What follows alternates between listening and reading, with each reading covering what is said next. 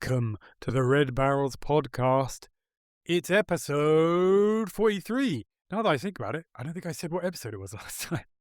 Too late now. Who knows what episode could have possibly come in between episode 41 and 43. It's a mystery for the ages, but this one is episode 43, and it's a games one. We're talking about games, the games we've been playing, and again, next week it's news. That's been the order for a while now. I don't really know why you need this explained to you again, but I'm doing it. We've been through games this week. Yeah, we've been over it, but it's games this week, then it's news next week. Unfortunately, we are still without Sophie. We miss her. She's been going through, as we said last week, she's been going through a hard time with housing crises. That's right, multiple crises, not just one crisis, crises. So she's take some time off from the podcast to deal with that. Hopefully she'll be back soon. The sooner the better. I think me and Ed, we're falling apart. This is barely tenable at this point. Barely tenable. But you can support her by going to Ko-Fi or Coffee. We talked about this last episode. Coffee or Ko-Fi? Who knows? But ko-fi.com/SoFreely. Drop her a bit of cash. Help her out. That's what we say. It's in the show notes. It's in the show notes. Don't worry about it. It's in the show notes. But who's giving you this information? It's only me, Alex, one of your hosts today. And who's joining me? Wow, it's me, Ed, joining you once again, Alex, for yet another little treat where we discuss the games that we've been playing and what we reckon about them. Yeah, who knows? And of course, as always, we're also joined by... Oh no, I feel bad now. Oh, stop. Gone but not forgotten. It's rough. But we can only soldier on. The only way... There's no way... What is it? The only way through is through? There's a better way of saying it. What are you talking about? This is why we need Sophie on the podcast. She brings a bit of sanity to proceedings. Oh, true.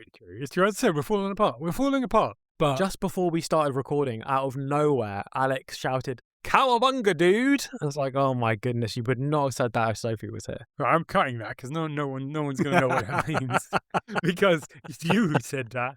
Referring to something now. Keep it in, coward. Have enough off mic. Well, we'll Don't see. be such a chicken. Well, no, I mean, it doesn't make any sense. Look, they say we're falling apart with that. So this is what happens. I say it's a games one. We're talking about games. Ed and I, not Sophie unfortunately, have a game that we've been playing each, and we're going to talk about it. And who's up first? That's right. It's your boy. It's me. I'm up first. And the game I have been playing over this period of time is 007 First Light. That's right. It's the James Bond game that came out recently. It's light. It's First Light. There we go. Well, my theory about why it's called 007 First Light and not like James Bond or something is that putting 007 at the beginning of your title puts it at the top of the Steam list on your play on your library. I could be right, yeah. And I look forward to playing A from, I don't know, Rockstar next year. EA's going to probably need the help. They need the boost for Rockstar. Maybe EA's going to put out 7As, a 7A game. Yeah. So I've been playing 007 First Light. It's the James Bond game that came out recently from IOI Interactive. They're the people who made Hitman games, most famously, as well as, I don't know, some others. Kane and Lynch, they made that. They made some other games. They also, unfortunately, published Mind's Eye. They got out of that shit. Oh, don't worry about it. But here they are doing this. And basically, pretty much the setup of this game, it's like a while ago when IOI announced that they'd got the James Bond license, everyone pretty much agreed, oh wow, that seems like a good fit. Hitman, that kind of fits in with James Bond. The kind of things you do in Hitman, pretty similar to James Bond. And that's pretty much how it played out. Except there's a bit more to it, which is, I would say that 007 First Light is Hitman times X times Uncharted. Basically, it is very Uncharted.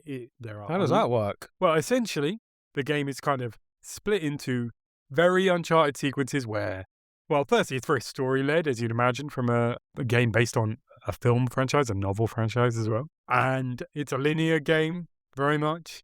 Although there are a little bit of sprinkling of non-linearity in there.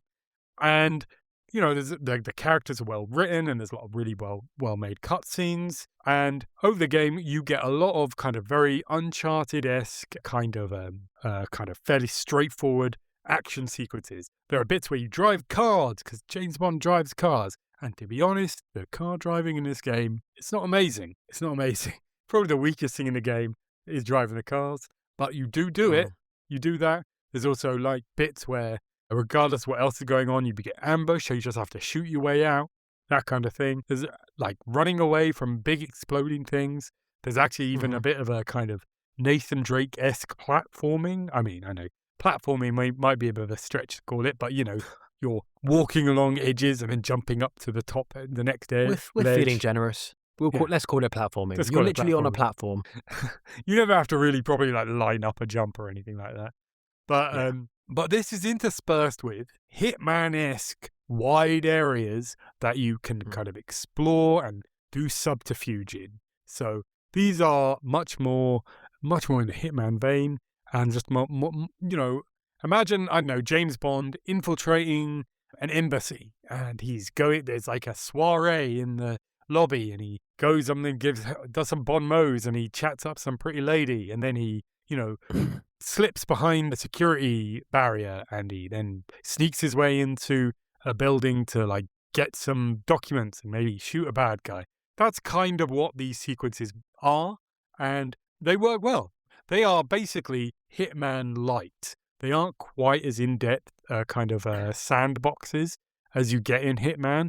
They're less open. They're less large as well in general. I mean, there are some smaller ones in Hitman too. But they are much more guided.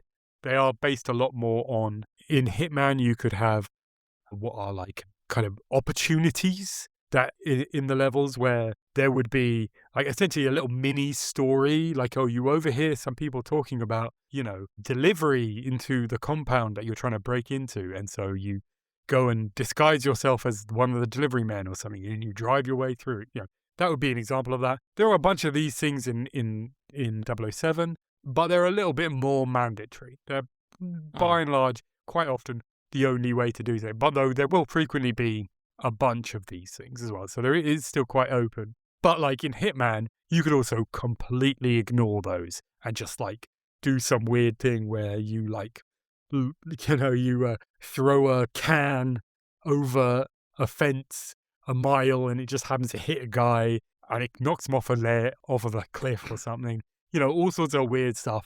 There's less opportunity for that in this. But it works better as a story. And as it's not a terribly long game. It's about 18 hours. So it's not like a 40-hour epic or anything like that. But it all works within the story, and it has a pretty good approximation of doing all the James Bond things. Maybe even a bit more. Obviously, when we talk about James Bond video games, we talk about GoldenEye on the N64. And that's a great game. But this probably feels a bit more Bondy because that, like, as a first-person shooter, there's little you can do except shoot people and, like, maybe sneak around a little bit. But, James Bond does do a bunch of other things like that than that. So it kind of I think it really does fit into the overall kind of James Bond milieu as a game, and the gameplay fits that.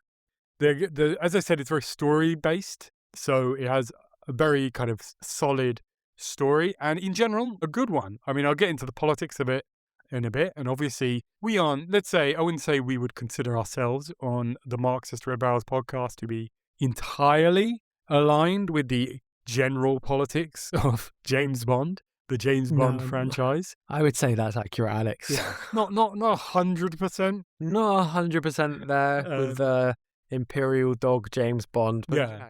We'll get to it. I don't know. What can you do? Yeah. But putting these qualms aside, is a really good story. James Bond is young. He is literally the opening of the game is he's like in the Air Force or something. He's just like a normal airman. Like, I guess that's like a private soldier, but in the Air Force. And he crashes onto this island and he gets a voice in his ear for MI6 taking over the mission. And they tell him to go do some stuff and he does it. And so they get impressed by that and they recruit him into MI6.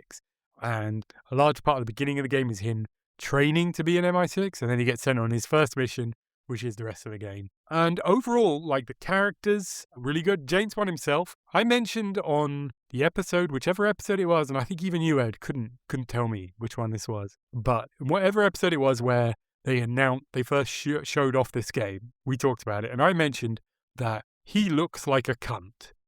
And I think he does still kind of look like that. He does kind of look like that. But I think they're kind of going for a kind of young, dumb, and full of cum type kind of guy. Just like, just like this kind of, way too cocky, young guy who gets beaten down a bit by the end of the game. But it's kind of a novel look at James Bond. I mean, Casino Royale, he's meant to be quite young, but Daniel Craig was not actually that young in that film. And literally, just 2 films later, the film is about how he's way too old and he's over the hill. So he doesn't really come off as like a young guy in that. Whereas in this, he's like early 20s and he looks like he's in his early 20s. And a large amount of it starts like he makes friends with a bunch of the other people on his training regime, and they become major characters, and he has like a mentor on the regime who becomes a major character, and they're all like really well realized. And I don't know, it's just an interesting angle on James Bond as a young guy before he becomes the James Bond we know. It's just an interesting angle. One of the issues with this game, though, is, as I mentioned, this game follows him joining, like, before he's in MI6, he joins MI6 and then he trains in MI6. And that is essentially the tutorial of the game. And it goes on kind of forever. Like, that initial mission I mentioned where he crashes and he first gets the attention of MI6, that is basically a tutorial. And then afterwards, you get a scene where you go hang out MI6 and you get to meet M and do some things there, and you meet Moneypenny as well. Then you go to Malta for a training sequence. Then you go to this nightclub for what is essentially, turns out to be like espionage, like social espionage training. Then you go back to Malta for more training. And then I think you go back to MI6 again. And then finally you get to actually go on your mission. And it really drags on. Although it is worth saying that the tutorial does do something really cool, which is on those bits on Malta where you're training, it basically turns it into a montage, which is pretty rare in games. So it'll literally be like, you'll be like, okay, shoot these 3 targets, and you shoot the 3 targets, and the game would just cut. You're now in a completely different part of the island you're on, and it's different time of day. And he's like, okay, now beat up this guy, and you just beat him up, and it's like quick cuts between all these little things that you're doing, just like it does in a movie, but you're playing it, which is like really impressive and cool. But even despite that, this whole section goes on just ridiculously way too long. Eventually, finally, it starts with a big mission where you go to like a casino. What is the casino? It's like a hotel, actually. I think a hotel. Very James Bondian. There's like a chess tournament going on there, which feels quite James Bond. And overall, yeah, I really enjoyed this game. There are some issues. Combat in Hitman, the stealth is really good. And then when it comes like, as in all good stealth games, the game isn't just over when you get spotted or whatever. You can run away, but like then sometimes you've got to fight. And in Hitman, the fighting isn't amazing. If you're actively shooting people with guns, like, not just like one little silent pistol, like taking a guy out in silence, but like you're like in running gun battles, you've already fucked up and you should probably just reset the mission. Or maybe you can go hide somewhere. But you don't want to be in those gun battles because the gunplay is not amazing. And the gunplay, I'd say it's better here, but it's still not great. Also, the fist fights, it's got a fighting system that is not wildly dissimilar to the old Batman games, where it's very kind of parry based, and you have to you get a little yellow spark, and you've got to press Y to parry that, and so on. Personally, I think they don't give you enough time with those. Maybe I'm just getting old, and I don't have the reflexes I used to, but I feel like you just don't have enough time to respond to those things. I think they're a bit mean on that. But also the camera is usually in way too close, and you're constantly getting attacked by people who are just off camera. Whereas in games like this, usually it zooms out a bit, so you've got a wider view. But there is an overall attempt to kind of make it quite filmic, this stuff. Like, you never have many bullets. You always maybe got like 1, maybe 2 clips in your gun. and then you have to like throw the gun at someone or something and pick up a new gun or punch them.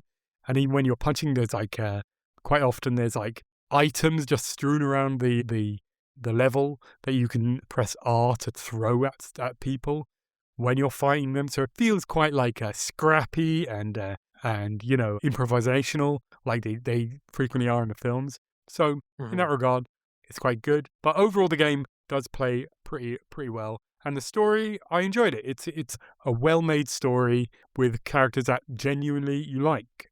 And it does some interesting things. I mean, essentially, it's a story about, which is a bit worn out. I mean, Casino Royale was this a bit already, but like he becomes James Bond, the James Bond we know by the end. I mean, the beginning is him joining MI6 and the 00 program. And the end is he gets, spoilers, you won't guess what number they give him at the end. You'll work it out. It's in the title of the game. So that's basically the progression of it. But like, at the beginning, the other people on the 00 program, he becomes very good friends with them. There's this whole section where he literally lives in a flat with them. And there's like, them having a cool flat together. Now, James Bond isn't known for having a lot of friends. So you could probably surmise the kind of things that might happen to these people over the course of the game. At the end of the game, it's like pretty much full on James Bond. And like something they do is like over the whole game, you keep hearing just like little snippets of the theme, or like just like a couple of notes in the music. They're like just little bits, and it never gives you the full thing until basically, again, spoilers, I guess, the credit, the end credit to plays the James Bond thing, So that's the vibe they're going for. Now, let's talk politics, right? Let's.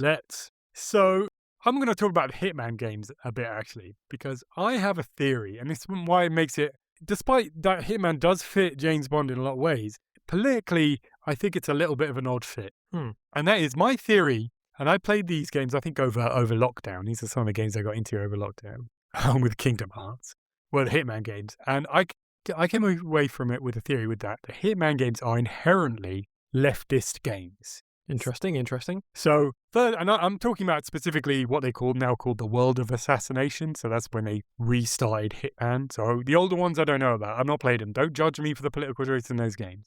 But in these games, on a surface level, there is a fairly anti-capitalist bent, just straightforwardly in the plot of these games. Like almost every like target you're sent to kill is rich and awful. They're all awful in like almost comedically over the top ways. Like you get these like briefings about them, and they're like, they're so terrible.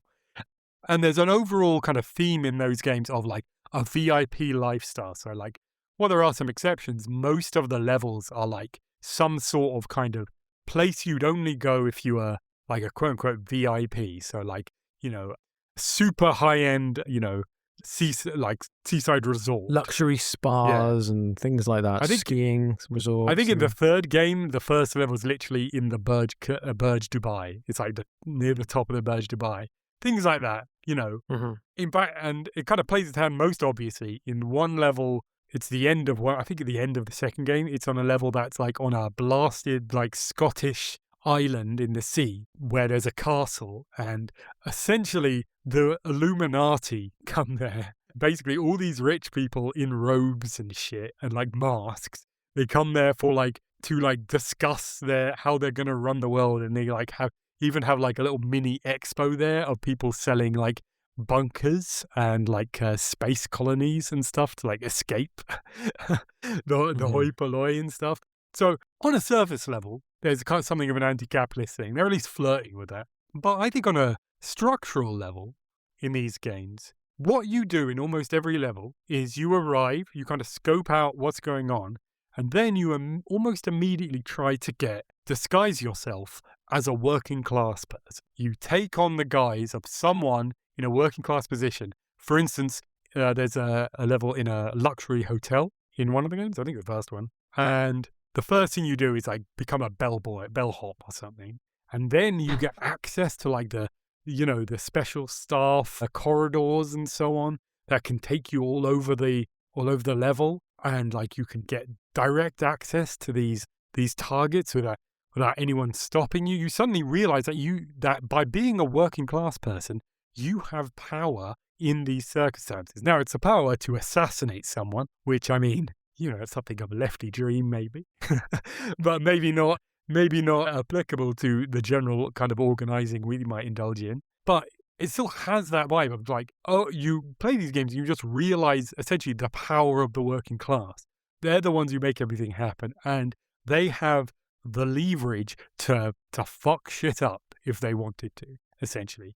So that is my theory. I don't know how intentional that is on the part of IOI, but frankly, as I say, the higher level plot suggests that the lower level plot that might not be entirely unintentional. So what I'm saying is these games are a bit lefty, I feel. James Bond, famously not terribly lefty. Not terribly lefty. He is essentially a foot soldier of the British imperialist state, there to expand, see to British interests, or more actually the interests of the British establishment overseas in ways that are usually not terribly internationally legal, to put it mildly. If you go back and watch those first films as well, they're released in an era where Britain still has an empire. Yeah. Like, the film is very explicit about James Bond flies to like Jamaica when it's a colony of Britain still, and is there to like maintain order to some extent.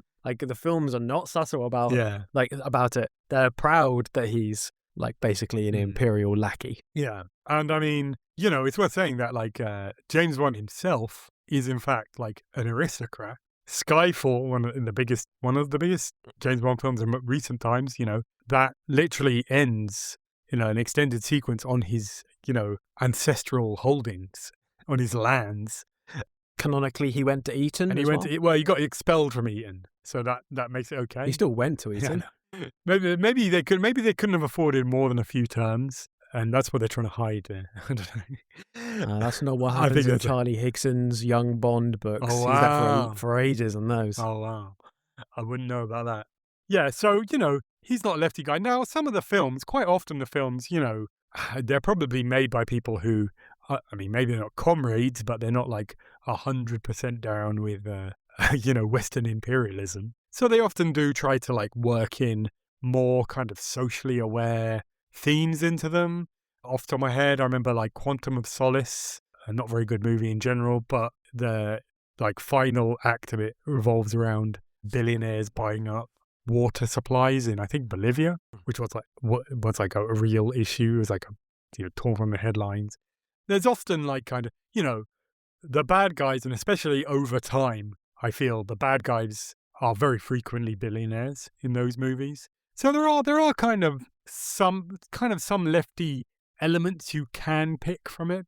And I feel this game generally does. I will say the bad guy is a billionaire, and there are some like little bits around the edges here and there. At one point, one of the cool things you can do is that there are a number of times when you can, like, as I mentioned, you can go to MI6. You can like walk around the offices of MI6. You can like the Q Lab is fun. You can go to the Q Lab and you can use your Q watch to like hack all these things. So like they like do fun things like you would see in the background of the Q Lab in the especially the older movies. So that those are fun bits. So a lot of opportunities there. And at one point, I was walking around it, and they were although they didn't name him, they were clearly referring to the CIA's attempts to unsuccessfully assassinate Fidel Castro over the years, and how shit they were at it. And they were like making fun of the CIA for failing to have done that. So that feels like a bit of a dig at this kind of world. Although, I mean, MI6 has a long track record of abject failure. I believe a lot of the so-called intelligence that led to the Iraq War came from MI6. So, it's worth saying that James Bond also, the entire James Bond franchise basically worked as almost entirely unearned promotion for MI6 and the British security state in terms of, even outside of morality, in terms of competence. They aren't competent traditionally, and have largely used most of the competence they can manage to spy on people like us. So, it's worth pointing out that element too. But there is, as I say, there is a certain amount of kind of a lefty sheen, or at least a bit more of a liberal, at least, sheen on James Bond. And that kind of goes into the actual plot of the game, which I am going to lightly spoil. I'm not going to get into any details. But I will say, early on in the game, I think I mentioned in the middle of the tutorials, you initially visit MI6 and you get to meet M, and M recruits James into MI6. And then she immediately takes you down a lift into the basement to see a colossal quantum supercomputer that has apparently basically been running MI6 for a number of years now. And on the way there, you see a newspaper which refers to a tech billionaire that helped build this supercomputer. And he's Britain's biggest tech billionaire. And he's at the biggest tech company in the UK. And I'm like, that guy's the bad guy, and I'm going to blow up that computer. And I was right. That's what happens. So this is going for very much kind of an anti-AI thing and an anti-tech billionaire or tech bro. The actual billionaire himself is not much of a tech bro. He's kind of a middle-aged guy, and he's a bit more of a British establishment guy. I mean, it's a bit more realistic as to what, it's certainly in Britain, the type of guy who might run a company like that would be. He's just like, he kind of has more of a vibe of a bank manager. And it was worth saying, just as an aside, I find, frankly, these days, I find the mere idea of a hugely successful British tech company in itself quite funny. I mean, Britain's biggest tech company is, I think by probably a level of magnitude or something, OnlyFans. That is, by some distance, the biggest tech success in the UK. We are absolutely shit for tech in this country. And, it's worth saying, in the 1970s, we actually had quite a good tech industry that managed to lead into things like, Sinclair and stuff in the 80s. It wasn't all just, Thatcherism that led to that. The building blocks were built in the 70s for that kind of industry. And obviously, through neoliberalism, they've all been chopped away over time, and so it's almost impossible to imagine a major tech company in this country. Although I do think there is at one point you find when you investigate this tech billionaire guy, and you find out that he used to be a video game designer. And my theory is that this is actually a reference to Demis Hassabis, who is the head of Google DeepMind. And DeepMind were originally an independent company before Google bought them. And he was the lead designer on Theme Park, made by Bullfrog, that came out in the 1990s. He worked with Peter Molyneux. They were like peas in a pod, Demis Hassabis and Peter Molyneux. And then Demis left and started his own company that I forget the name of, and worked for a very long time on a game called Republic, which was actually Soviet themed. Maybe we should try and play that one day, but it took forever. But was famous because it had what they called the infinite polygon engine, which did not really result in infinite polygons, I believe. And now he's like, basically, he is like the closest thing we have to an AI billionaire, although I don't know if he is a billionaire, but he certainly doesn't own his company, even, Demis Hassabis. So it's probably a slightly oblique reference to that, I think. But yeah, it's going for a bit of an anti-AI thing. I will say my biggest issue with this is that it's a bit vague. They don't really get into what any of the real problems with AI are. They just kind of imply that it's just not very good. Like a lot of the James Bond films in recent time, for some reason, they're all about, we're replacing, real spy work with computers. But, real spy work needs to be done by real people, like James Bond. And I'm like, I don't know, is that true? I mean, I suppose you could extend that to be a general metaphor about, AI replacing workers or whatever. But it feels like in this very specific instance, I don't know if that really is true. It feels like it's just a confection made up to justify the existence of James Bond and no other wider thing. So I would say it would have been interesting if they'd investigate. They kind of dance around it. There's the implication that the billionaire wants to essentially, bring about like a techno utopia where the AI rules the entire world or whatever, or something, or we're all uploaded to the cloud or something like that.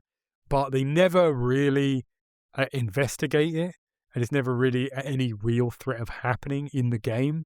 So it's sort of vague about that.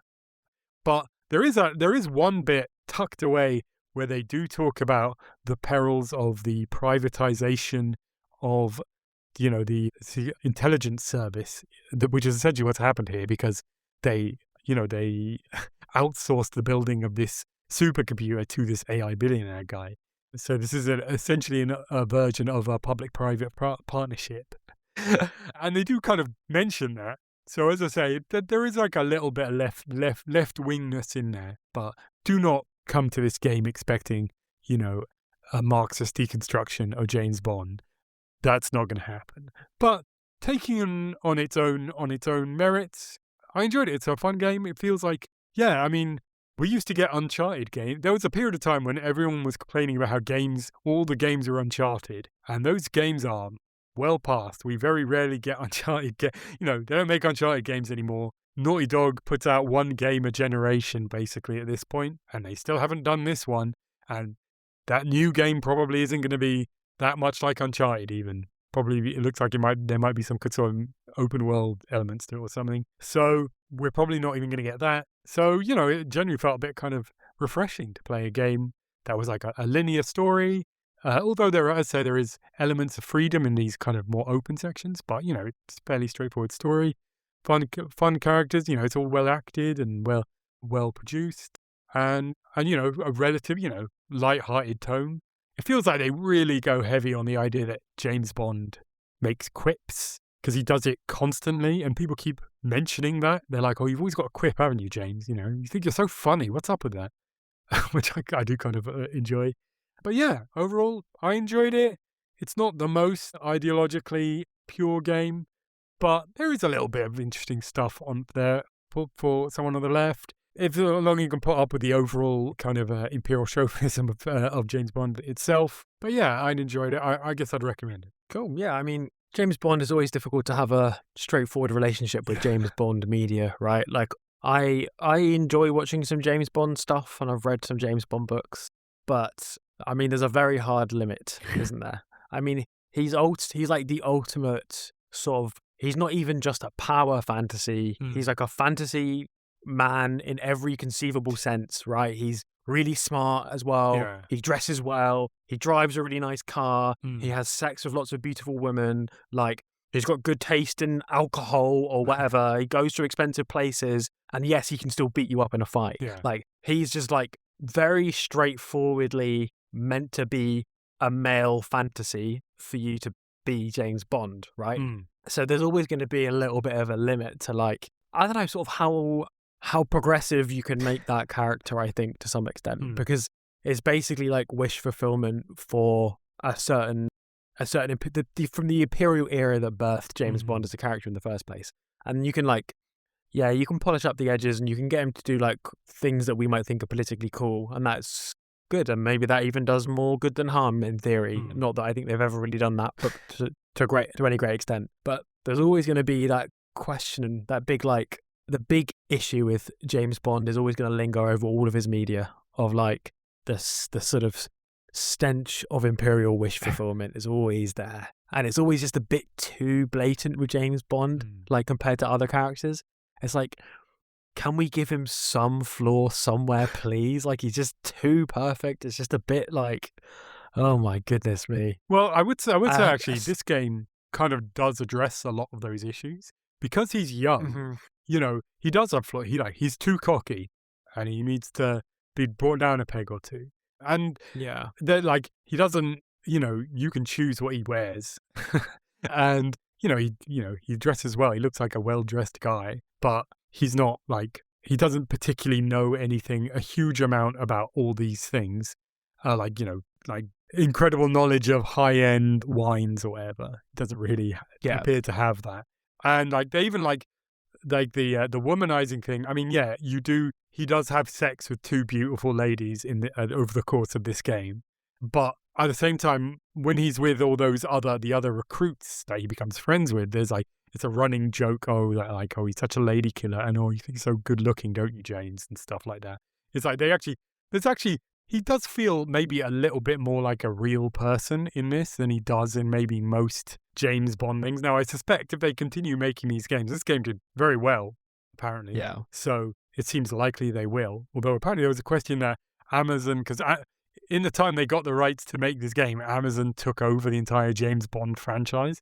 And Amazon was suggesting that, like, no, they would make any further games. But then apparently they walked that back somewhat. So maybe if this becomes like a long-running franchise of this, because to be clear, this is a completely new James Bond story that has no direct connection to any of the movies or the books. And like, it's all new actors playing everyone. And like, they're the exact, like the guy, the Q in this game is a different kind of Q that was in any of the movies.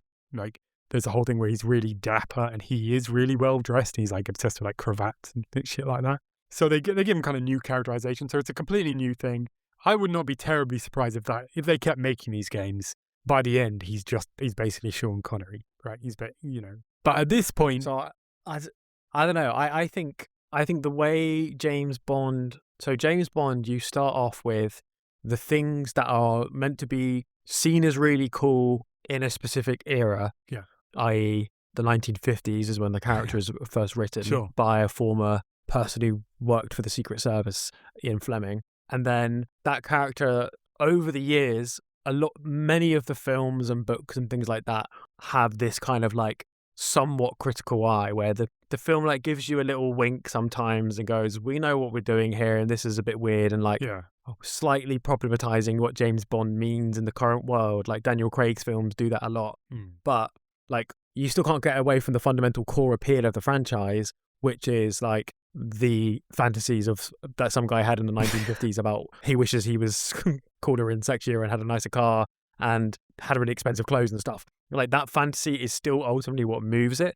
And I think having that little critical isn't this something, like, it's just a feature of basically any James Bond movie, at least since Roger Moore stuff. So I don't think it's particularly surprising that's what that First Light does, and I wouldn't be surprising if they did continue doing that, because it's like basically a hallmark of all Bond media at this point. There it goes.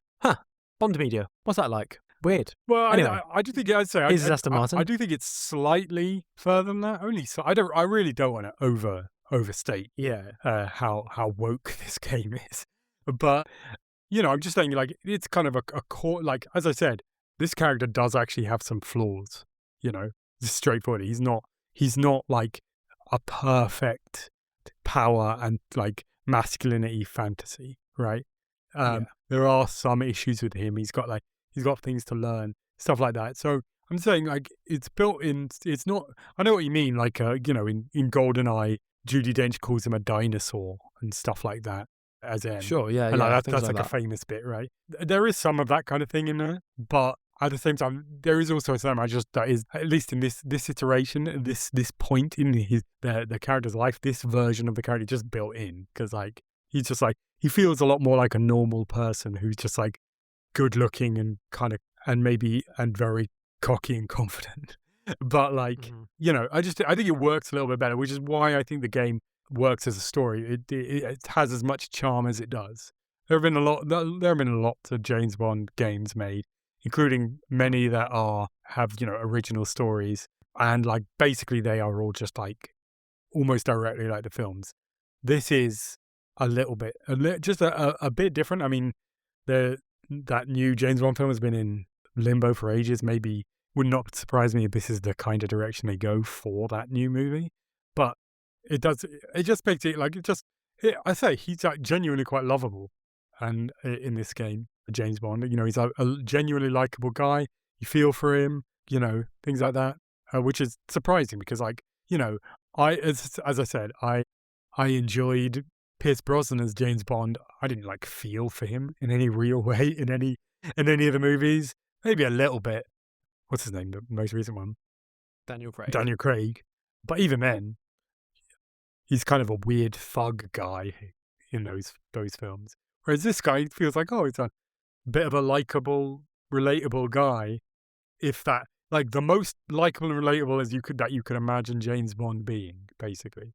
So that in itself is, I think, a bit of a feat.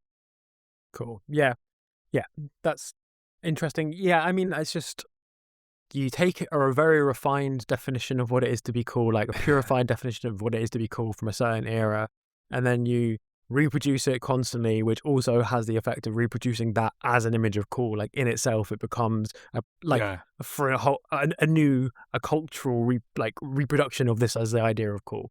So, and sometimes you need to do that with a little wink and a little, haven't we? Isn't this slightly different?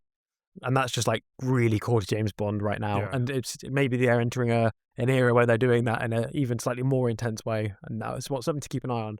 But to be clear, I'm not being, this is for our audience's sake. I'm not morally judging playing this game at all. Like I would absolutely play this game. I've watched, I think, every Bond film and read some of the books and stuff like that, like I said. So don't take my criticism of it to be criticism of you if you enjoy these games. I'm sure I would enjoy it. I have played Bond games myself and will continue to do so. Well, I will rescind my my deep insult that I was taking from you, Ed. Save that for later.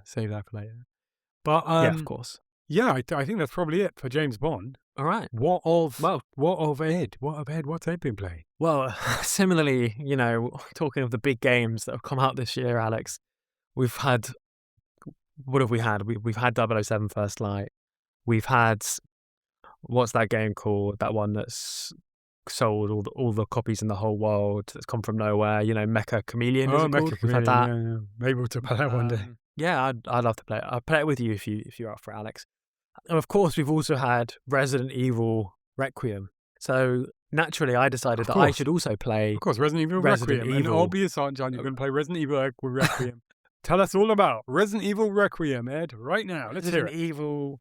Requiem. That's right. You were about to say Requiem. So let's hear it. Let's hear all about the new game. Resident Evil Remake. I've been playing the remake of the original Resident Evil. What? What am I like?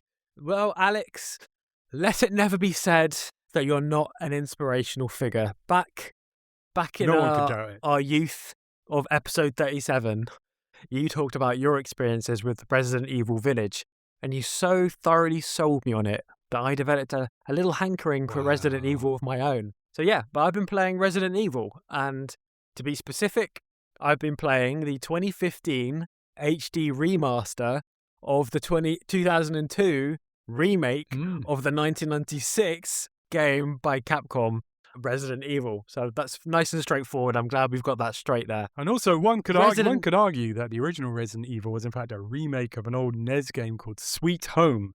You could, by Capcom. So maybe the remakes never end. You could do. I watched a video about that in preparation for this segment, and I decided that might be a bit of a stretch. It seems like it was fundamentally a very different game. It's very different. But yeah. So Resident Evil, it's a survival horror video game where you play as a member of the elite stars who are a part of the police, which is a shame, who are investigating the disappearance of other stars members in a creepy old mansion, which classics up for a horror video game. Can't go wrong with creepy old mansion, can you? No.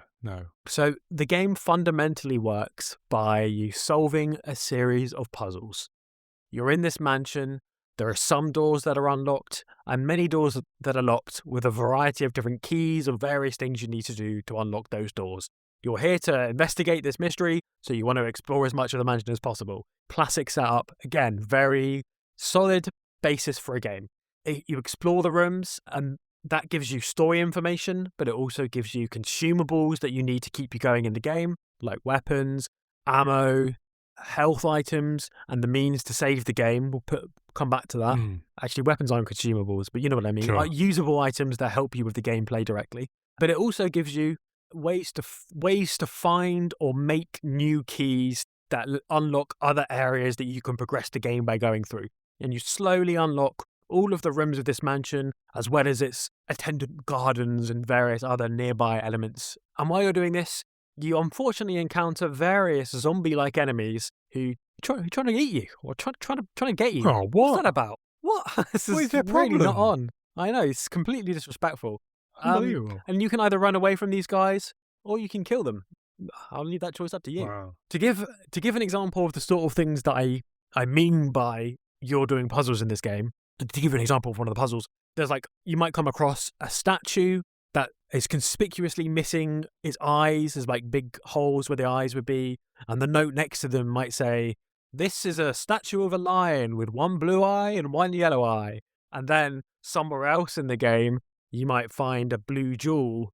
And you, genius that you are, might think, you know what, this blue jewel, that could have been used as an eye for the statue of a lion. And then you go back, you pop it in, and the statue rotates, revealing some hidden treasure behind. Something like that's the general vibe of the puzzles that we're mainly talking about here. You know, you get one thing in one place, and you think, oh, that could go well in another place, and then that unlocks a path forward. And you're aided in this quest by the most useful of video game companions, a trusty map. The map, honestly, is great. And it's not often that I feel like the map's worth bringing up in a video game, but I really think the map is really important in this game. I don't know what it was like in the originals, so maybe this is an addition from the 2002 remake. But it was a very useful map, because the map at all times, for every room that you've been into, shows you all the other doors that come off of that room. It shows you whether they're locked or unlocked, and it also shows you whether you've got all the items in that room or not. And this is really helpful in providing a sense of direction. I hate that feeling in games where you're just like completely directionless, like there's a whole area you've unlocked, and it's really unclear why you should go to any particular place over any other particular place. But in this game, because of this map, that really very rarely happened. I think that happened to me twice in the whole game when I was lost about where to go next, like I had no idea. Because you can always check your map, and you can always see the rooms that you haven't fully explored yet. Because the game's not that big, like it never feels like it's that arduous to go and explore like any room that's not been fully explored. And you know you don't need to go back to this room that you've already fully explored because it's ticked off, like it's done. It's all good. So it just meant that at all points in this game, I knew basically what I could be roughly doing to progress. And that's great. And that's the exact sort of thing that I was worried coming into this game it might not have. I was worried it might feel like a bit of a relic, that it might be a bit of a intentionally tough game to try and like grind you down and make you feel like a loser. But no, this map was great. And it's strange to bring up the map, but I really rated the map, and I think it's a big part of the experience. I did mention there are some exceptions, like a couple of times when it was rough. One of those exceptions happened very early on for me. This is a mild spoiler, I guess, in that I'm telling you like a sort of puzzle solution. But this happens in about hour 2 of a 12-hour, let's say, experience. So, you know, don't worry about it too much. It's not going to ruin your experience too bad. So, like, it's clear. I had explored everything in the house at this point, and there was a room which said it was on. That was like there was still something to do in it, and I couldn't find a way of progressing there. And there was also another room which contained a trap, and on the trap was like a key. And if you take the key, it triggers the trap. So the obvious question is like, how do we get the key without triggering the trap? Can we turn off the trap, for want of a better word, or what? And my basic thinking was, maybe what I need to do is like Indiana Jones this situation. Maybe I need something that weighs about the same amount as a key, and I can swap them. And like that is correct. That is what you had to do. But, and this is why I'm bringing this anecdote up, because it does show you a little bit of a limitation with the game, a bit of difficulty that you can come up to. The game doesn't really explain its mechanics to you at any point in the game. And it turns out the solution to this puzzle involved using a very crucial mechanic that I had not been told about. In the game, you've got a bunch of items in your inventory, and you can choose to examine the item, which means the item comes up as a 3D model in front of you, and then you can further choose to check the item. So then Jill, your character in my playthrough, you can also play as a guy called Chris. Jill examines it and then checks it, and she tells you basically what she sees. And it might say something like, nothing out of the ordinary here, or something like that. What I had assumed is that once you checked the item had been thoroughly checked. Mm-hmm. Incorrect.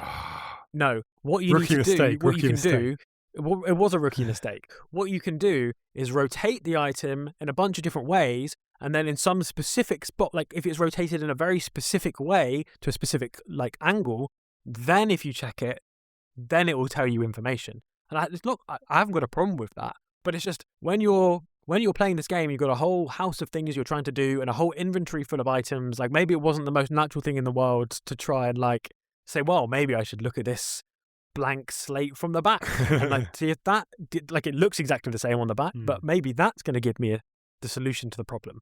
And yeah, the solution to the problem was I needed to rotate a specific item, and then if I clicked check, it would turn out that the item was secretly a key the whole time. It was a retractable key, and the key would come out, and it would be a fake key that I could use to do the item swap. And that's I've made a meal of that because I found it annoying, but to be honest, that's mainly an example of a thing that the game doesn't do very much of. Like, it's normally pretty good at avoiding frustration. That was a frustrating moment of the game. The game didn't explain that mechanic. But from there on in, it used it multiple times, and of course now you do know it because you had to know it to get past this puzzle. So I guess it teaches you eventually. But I will confess, I did have to Google that at that stage. And I felt somewhat vindicated that the solution was put heavy thing on thing. It's just there was an extra mechanic that no one told me about that I had to do to make that happen. Anyway, that is really the exception because for most of the time I found this game very satisfying to play. You always feel like you're on the edge of running out of places to go. Like you don't feel like comfortable that there's like a million different options you could do going forward. And this really contributes to a certain kind of tension. Like, you don't feel comfortable. You feel like, oh God, I hope this room that I'm going to, which is now the only room left, or one of only 2 rooms left I've not explored, this better give me a path forward, because or else I don't know what I'm going to do. And then it does give you a path forward, like, quite consistently. So it strikes this really nice balance of, you always feel a bit like, oh God, I hope I've not missed something. Oh, I hope it's going to be okay. And then, like, it normally is okay. So, like, normally it is quite satisfying. So yeah, it combines puzzles with this like tension element very effectively, and that it makes sense given the premise of the game. You're an investigator, you're solving puzzles, and you're in a haunted house. So you should be tense, but you should also get the satisfaction quite regularly of solving puzzles that are ultimately not that difficult. But the game kind of makes you feel like they're difficult by creating this tension. Now, playing this game in 2026, there are some things that jump out to you immediately as feeling like you probably wouldn't do them in a game today. Specifically the camera and the controls. This is a 3D game with a fixed camera. So as you move around the house, the camera is always watching you from one of its predetermined locations. Unlike in most games where the camera maybe follows freely behind you and you can control where it's looking, or maybe it's always sits a certain distance from you behind you or something like that, or maybe it's top down. No, the devs have chosen a specific angle that they want you to have of yourself at any given moment. And as you walk through the game, like, you'll the camera will like snap to the next predetermined location. And this definitely does take some getting used to. But while I wouldn't want most games to adopt this approach, it definitely does have some positives that I think work to this game's benefit overall. It allows the camera to frame things very deliberately. So like you get with shots in a movie, the developers can choose very specifically exactly what they want you to see of a situation. And that works well in a horror game, which is based around fear, because the camera is often positioned in the location where maybe you can just about see a potential enemy in a room, but you're not getting a super clear look at the enemy most of the time. The zombie sort of ambles towards you, and maybe you're slightly blocking the view, and it creates that effect like you get in a horror movie of not quite being able to discern exactly where they're at. And then you've got to run away, and then the camera angle changes. So you know suddenly you can't see the zombie, but you know they're directly behind you. Like, it does create these moments that I think in most games probably would end up being quite annoying. But in this game, it did basically work. Like, again, it increased that intensity, it increased the tension, and I ended up liking it as a method. The bit of that that's difficult is how that interacts with the controls. So imagine you're moving your character, you're holding down the stick and left. And your character is moving left across the screen.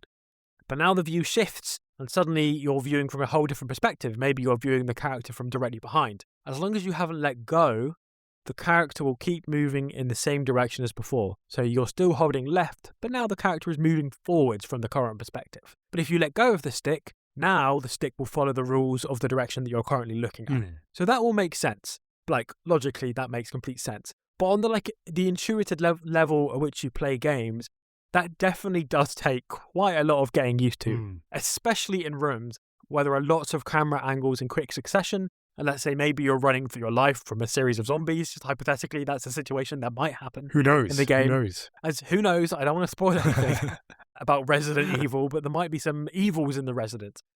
Maybe like there are points where you move quickly through corridors where there are multiple angles in the corridors, and the corridors are also curving. So you end up in these like mental gymnastics of the camera angle changes, and you also need to change direction. You've not let go of the stick yet, so which way do I need to move the stick to make it go the right way? And then you get killed. No, normally what happens is I end up accidentally turning around and going back the way I came a few times, and then I work it out by doing it slowly. Like it's a bit messy in those specific sequences where it's high stress, lots of camera turning, changing the view, and also you're going around a corner. But other than that, it actually works much better than I was expecting it to work. And I think it working a lot better than I was expecting does sort of go for a lot of the game. I obviously was aware of this game. I've been aware of this game for many years, for decades even. And I sort of strongly suspected I might not really like it that much if I actually ever ended up playing it. I thought it might be, as I've sort of said, needlessly tough, maybe feeling very outdated, maybe the controls and the camera are massive limits. And I should say as well, the original version of this game had like very hard tank controls, which are apparently a lot worse. You can choose to turn those on in this game. I did not choose to turn those on. I played with the 2002 update of the controls, which definitely would have made it easier. But a lot of those elements that I thought were really going to be problems, like they do often have some problems like with them, but they basically all of it ended up being a lot better than I thought it was going to be. Like it ends up being much more satisfying. It's aged a lot better as well. That's the really surprising thing. Like because it seems quite archaic on the surface, but once you like just got over that initial shock of like this is a weird camera angle and that kind of thing. But once you get past that very core element, the actual gameplay is like all based around this loop of like puzzle solving and expansion of the places that you can visit. And like that's very core. That's a very relevant way of making games still. Like it still just works pretty well at like a basic level. And there are lots of it that I was just like impressed by, like how refined various mechanics were. So a lot of the game is very good at providing you with a sense of scarcity, but without actually restricting you very much. Like the game is clearly being honed to do exactly that. And it works very well at doing that. I've already sort of touched on that, but like more or less with the whole, it always seems like you're running out of rooms that you can explore, but normally it does provide you a new location when you need one. Like it basically does do that. But it also does that with items specifically. Ammo early on, it always feels like you're about to run out, but normally you're not going to, because if you have to use your knife, you're in trouble. Healing items, the whole game felt like I had a lot of them. One mechanic that I haven't mentioned is that zombies would eventually rise again once you've killed them, unless you either shoot them in the head, which is quite hard to do, to be honest. The aiming of the gun is a bit vague, but it sort of aims automatically at their body, so that's okay, you can kill them, but the headshot is tricky. Or you can burn their bodies once you've killed them. So there's a material that that is expended when you burn their bodies, kerosene, and that's in very short supply in the game. So you do run out of that.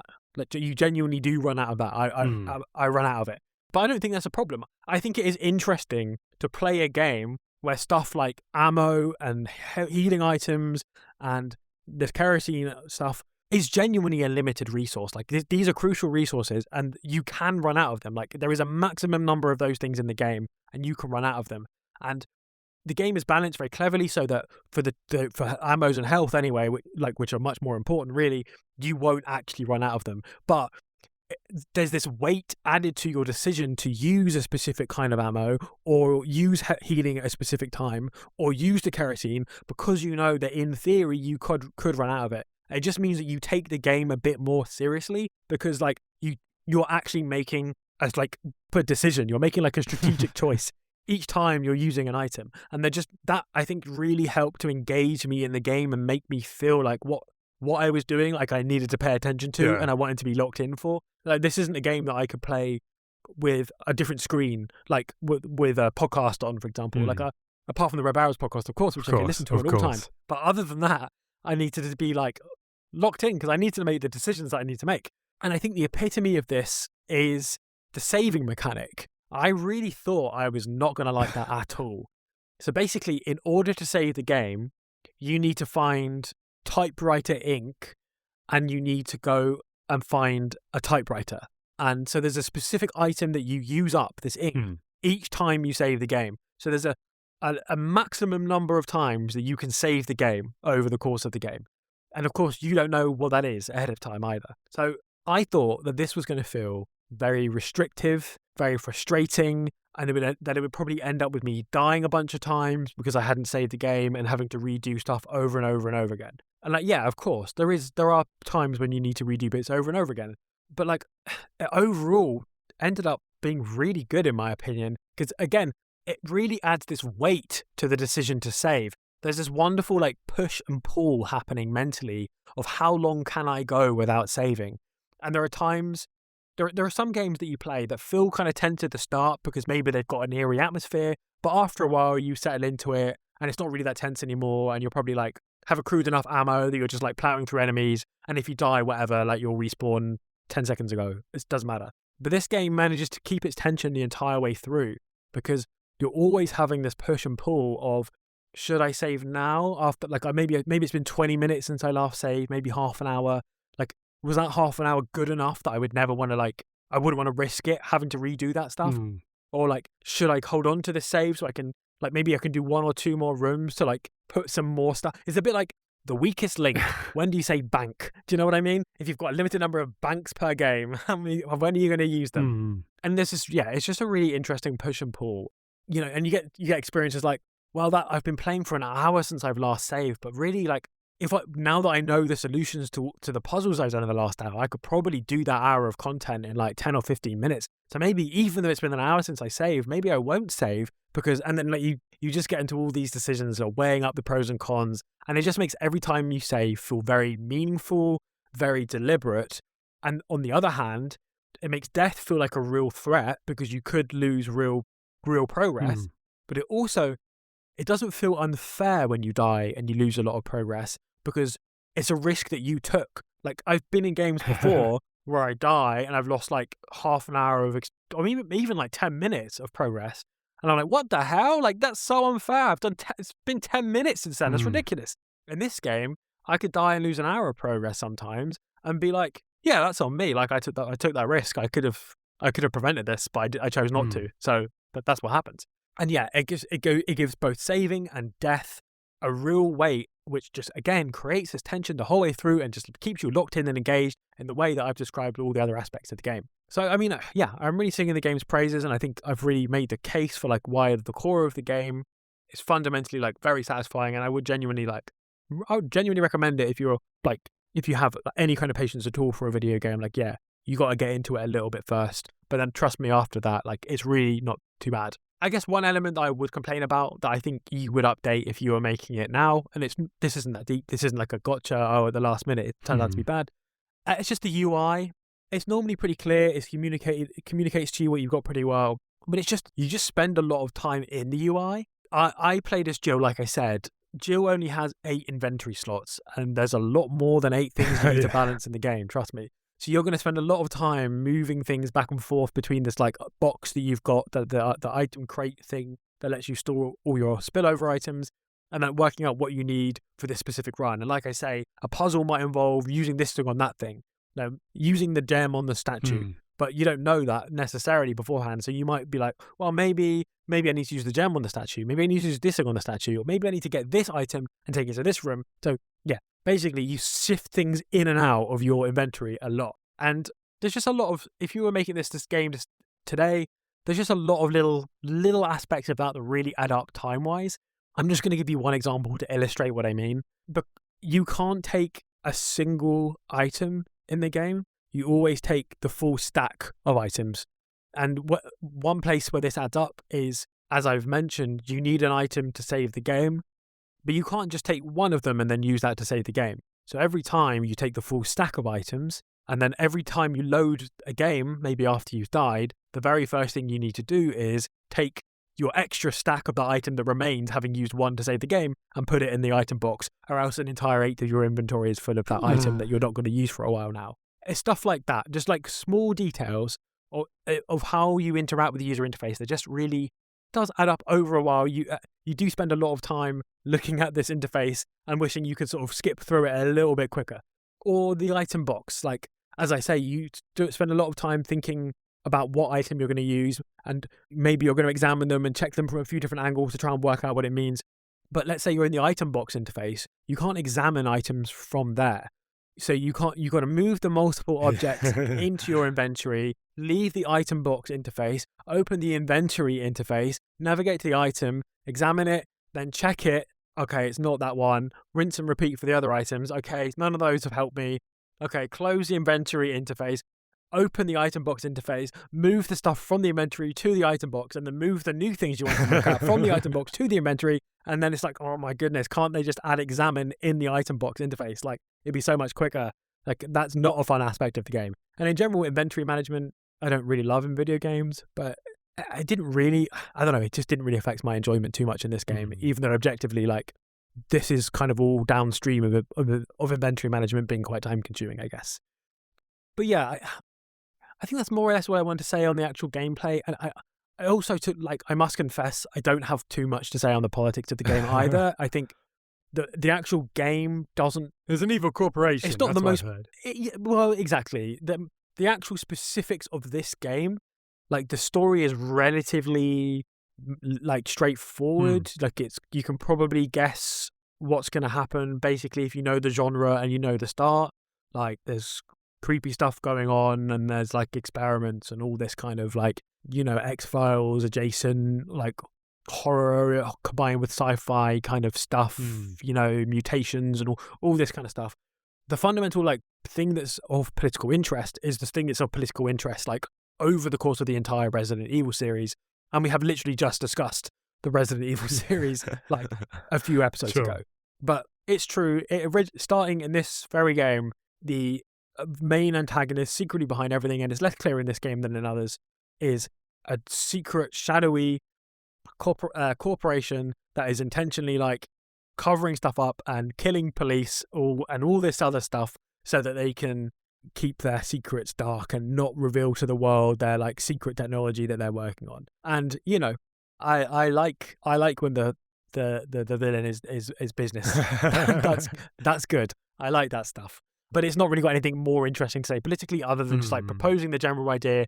Maybe you shouldn't really trust big businesses. Maybe they're a bit weird and creepy and they overall like state institutions and do what they want and meddle with the affairs of the state and all this kind of stuff. This is not a foregrounded idea, but it's there in the subtext of we know who the villain is. This feels maybe it's harsh to say. I'm just going to throw this in quickly. I've not really developed this. I didn't really prepare this thought. But there is a theme that you get in lots of media that I think, especially media that came out in the 90s, but it also does exist in lots of other media of like slightly anti-science-y vibe. Like it's not anti-science, but just like the scientists went too far and they did loads of really bad things. And like, of course, scientists can go too far and they can do really bad things. But sometimes, like if that, I think that idea sometimes has maybe like too much presence in media sometimes and makes people like distrust science in some way or distrust scientists and think, oh, what they all really want to do is like get a bunch of people and like cut them up and see what awful things they can do to them. And like, again, I'm not denying that has happened historically. Of course it has. But sometimes the over-representation of that as a trope in media, I think can have its own like harmful effects. Like I'm not saying that Resident Evil caused QAnon, but I'm not saying it. No, I'm not saying it. But you know what I mean? I that's another theme in the game that I want to bring up that does have like some political content. And it can rub against like a certain anti-intellectualism sometimes that I think is problematic.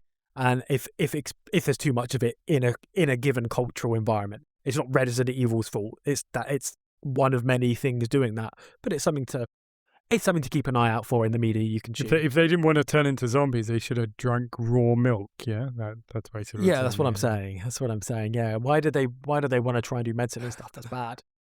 That's not really what happens in the game. But you know what I mean. That kind of trope. I've always wondered exactly what is the business case of making zombies and all these genetic monsters. I mean, I feel like the amount of outlay cannot put in like. For bioweapons, I don't know how good a weapon any of this stuff is. I feel like you'd be better with just bombs. Probably bombs would be better. I would agree with that. I don't recall them going into too much detail on exactly what I don't think I saw the like procurement forms for when they like pulled together various contractors to do it. Like I don't know that I understood exactly what their plan was, but I agree. In general, big bomb seems better than big bug. You know what I mean? Yeah. So yeah, Alex. To give a little peek behind the curtain, me, Alex, and our beloved co-host Sofie, we went to the pub last week together and had a chit chat. Spoiler alert! And I mentioned to you that I was playing this game, and you said you said that maybe I was playing it to flex my gamer credentials on you because last time we discussed Resident Evil, you'd mentioned that you couldn't bring yourself to play the first game because of the horrible controls. But I just want to say this to you that don't you worry because the game was actually not very difficult, and any gamer credentials that I have were not flexed by playing this game at all. I adopted the safe, middle of the road, normal difficulty. I played through it with purportedly the easier character, Jill, and I think really this game is surprisingly accessible. I think it does. This is such a bad example because Dark Souls is really hard, but one of the things that Dark Souls does quite well is convince you that it's harder than it actually is. And I think Resident Evil does that very well too. I think Resident Evil really convinces you that it's going to be very inhospitable and quite tough. And it's actually really not a very difficult game. And it's like just quite a good game, but that gives you an emotional affect that it's going for, of feeling tense. And the controls are not, at least in this remake, are not as tough as they look like they're going to be. Yeah, I would say it wasn't so much I found it difficult. I'm still a true gamer. Don't worry. It was that I found it frustrating in that, like, you know, things that this person should be able to do easily are like really fiddly and annoying. And I just found that that just completely me. You know, like specifically aiming in that game is very annoying and difficult. And like aiming at a slow moving zombie that's right in front of me, it should not be difficult to hit their head. And yet it's extremely difficult. And it's also almost impossible when they are dead on the floor. Like they aren't even moving. I should not have any trouble aiming my gun at their head and shooting. And yet it's almost impossible to do that. And I mean, that's a very specific thing, but there were like just a lot of little things like this. Like, it should not be difficult for me to walk around something in a room, you know? Things like that. And I just found that frustrating. I probably could have got used to it, but I didn't in the end. And I played this game when it originally, well, I didn't play the original Resident Evil, but I played the remake when it originally came out on the GameCube. I played that. I do have a question for you, Ed. Were you scared? Did you find this game scary? In all seriousness, not really. I found it like it had a cool. I've described the various ways it makes you feel tense, and then that, you know, there are points where that can feel like fear when you're like, oh no, I'm about to die and lose a load of progress. Like it was sort of, you know, your heart rate would go up during those sequences. But I wouldn't say that was exactly like, there's not fear in the sense of fear that you get from reading a scary book or watching a scary movie. Sure. But that is an experience that they're obviously intending to create. That's sort of fear adjacent. Like the actual horror elements of the game are more, like they're quite campy, and especially in the original version of this game, like it is a very, very campy game. But even this, you know, like the original version of the game had, I believe, like full cutscenes of like human live action people in them, and like a quite, let's say, over the top voice acting. And that's dialed back a bit for this game, but like it's still very campy. So I think while the gameplay loop creates all this tension that I'm describing, the actual like horror elements are more like the horror elements you get in like a B horror movie. They're like sort of campy and slightly like over the top, and like kind of sometimes can be a bit creepy, or like maybe there's someone who's like, you know, they're like all fucked up, man, they've been all mutated and stuff, and whoa, like they're coming to get you, and they've, you know, all this kind of stuff, and it's not really scary. It's more like B monster movie. Sure. Like, so no, it wasn't really a game that would elicit fear, but it's nonetheless, I think, quite good at doing what it's trying to do. Fair enough. So yeah, I think that's pretty much all I've got to say on Resident Evil. I mean, Alex, is there anything else you'd like to throw in? Or just to say, feeling all good? and like this is again more spoilers. Generally, I don't like to pre-announce games you're playing, but I am actually currently playing the actual Resident Evil Requiem right now. Ooh. And so probably that's the game we're going to be talking about in the next episode. So, oh wow! But then I think, unless you want to continue your Resident Evil journey, that will be the end of the Resident Evil I don't know, man. saga on this podcast. I mean, I'll tell you this. On Steam at the moment, the Resident Evil games are all quite discounted. Yes, I know. And I bought me. So did I. So there's certainly more possibility of me playing Resident Evil games in the future. I've got them all sitting in my Steam library ready to play. So, and I was pretty excited by the first one, as you can tell. So, well, maybe more Resident Evil to come on. So, well, not. But I don't want to make guarantees. Probably maybe not. I'll talk Probably about not in game. the immediate. Maybe I'll talk about a different game next time. Yeah. But probably not in the immediate term. But I'm sure we'll revisit the series. I had a lot of fun with that. I'm sure we will. Like a lot, and as I say, honestly, like just a lot more than I was expecting. You know me, I like to play games like roughly in the order that they're out normally. Like, so I thought it was fun to go back and play the first one. Of course. But I was sort of thinking that might be a barrier that I needed to get over to get to a series I was interested in playing. But it really wasn't. It really was worth playing, and I would recommend it for anyone who's got like a bit, just enough patience to get over the initial, oh, this is kind of weird hurdle, and then I think you'll have a great time. Yeah. Well, as I say, there may well be more Resident Evil next week. Well, not next week, because next week's a news episode, but next games episode. But I think that will be it until that next week. As I say, we'll have news next time. Hopefully. Maybe. I know we shouldn't hold out too much hope, but Sofie might be back. At the very least, we hope she comes back ASAP, because, I mean, you've seen me and Ed, we're a joke without her, frankly. Despicable behaviour. And also remind you that you can support Sofie in her travails at Ko-Fi, ko-fi.com/SoFreely.